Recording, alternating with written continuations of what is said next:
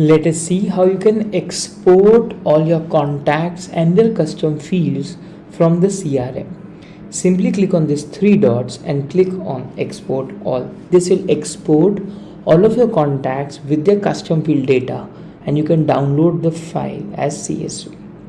Now, if you want to filter your data and export only selected or filtered contacts, you can also do that using the various filter options available here. Simply click on filters, select the particular condition that you want to filter.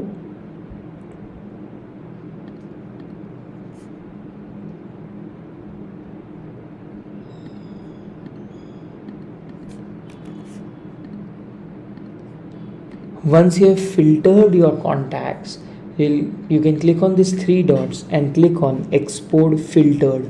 So this will only export all of your filtered contacts with all of their custom fields as CSV. Thank you.